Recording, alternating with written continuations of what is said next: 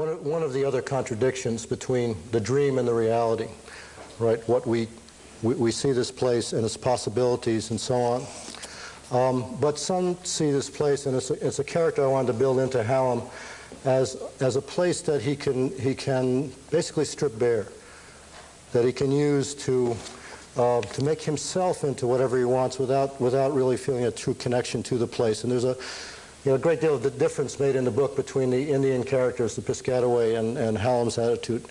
And I wanted to get that out, that sense of ravaging the land. I remember there was Roger and I actually once when I was researching this book, we went up to Cypress Swamp in Calvert County. Any of you ever been up to Cypress Swamp? It's amazing because it's the northernmost cypress swamp in the United States, and it used to be huge. There's only a little of it left now, and it's preserved. And you go in there, and there's these trees that are 100 feet high and more, old cypress trees and cypress knees and black water. And there's a boardwalk you walk along and all this. And the thing that struck me at first when I went in there is it enfolds you. So you feel like you've gone into the past, into another world. But then as I stood there, right, and listened, you start slowly hearing at the rim of the silence the noise of traffic. And suddenly, instead of the place seeming strong and overpowering, it seems very fragile, because you know that civilization, development, and so on is closing in. And thinking of that in the book, I was trying to think the sense that people had when they first came here, right? That they were the fragile ones. That all of this was out there, this huge wilderness, and they were these fragile little creatures. And the two choices were to become part of that, to love it, or to wipe it out, to make it into something that could be controlled completely, and therefore you no longer feel unsafe and fragile. And I thought, how can I get that? So I have a scene, a very short scene with Hallam, and this one is told from the point of view of a hawk, rather than a human character. It's called Hawk Song. The locust trees that the Piscataway women felled and made into dugout canoes by burning out their centers and scraping them clean with oyster shells received a name, so called by both English and Piscataway, from the way their roots spread quickly and shallowly and everywhere under the ground as locusts stood over it, each tree hubbing out in a raveled net of tough, sinewy roots just beneath the surface, and every few yards a tendril poking up through the crust to find the light, and another and another and another. A line of sprigs pushing out of the grass, and in a few years, full-grown trees scattered everywhere, discrete but invisibly moored together in one conjoined organism, spreading its roots, encompassing, dominating.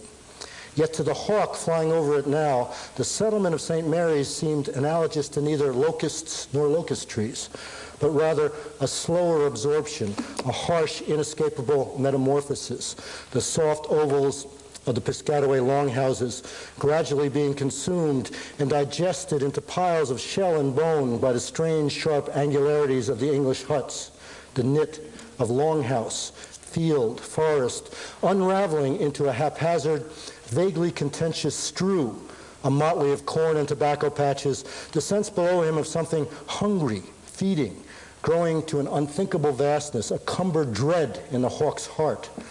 Its shadow passes over a sweat lodge, and the hawk dips down into Tauzin's dreams. He's a Piscataway character. And in an attempt to unburden itself, it passes into the man's heart, an ache of loss, the knowledge that what has been given, shelter and peace below, has rooted itself and will spread like locust tree roots or locusts or a devouring beast, or whatever similitudes that shared ache would connect to under the man's vision. Now the hawk, circling back into its own dreams, sees another man walking down the path that goes through the middle of the town, striding quickly with economic purpose, as if he sees some prey at his level that the hawk cannot. He walks next to one of the horizontal zigzag lines, one of the reconfigurations the hawk has noticed. The man, Hallam, though the hawk doesn't know this, calls the line a worm fence.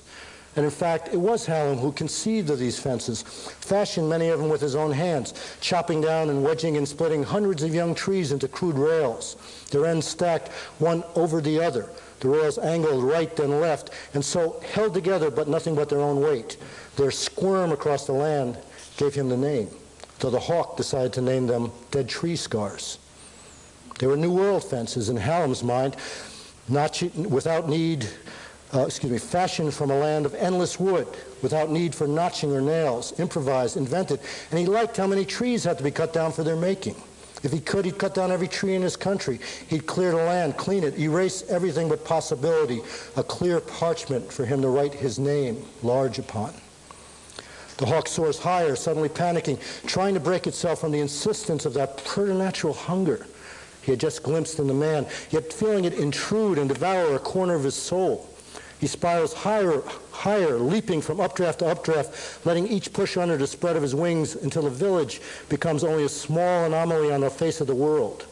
The river meanders below him, silver crinkling in roving patches of sunlight, gripping itself with the four claws of its creeks to the deep green country.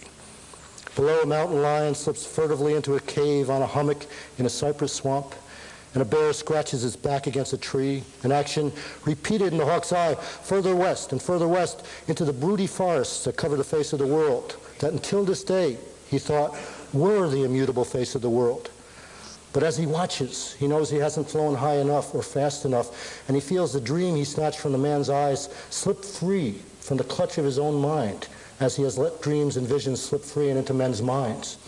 And he sees to his horror how it passes from him into the dreams of trees, so that a shiver runs through the forest, a stir and shimmer of leaves and branches as far to the horizon as his hawk's eye can see, the land shivering before the anticipation of the axeman. The Indians, of course, used animals, hawks, birds, as vision animals, as dream animals.